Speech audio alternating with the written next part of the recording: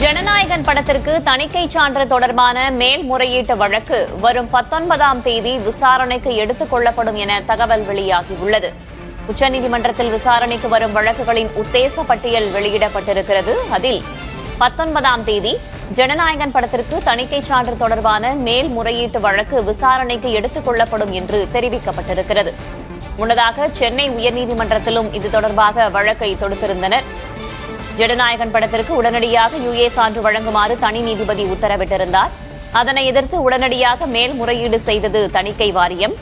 அந்த வழக்கை விசாரித்த நீதிபதிகள் 21ஆம் தேதிக்கு வழக்கு விசாரணையை ஒத்திவைத்திருந்தார்கள்.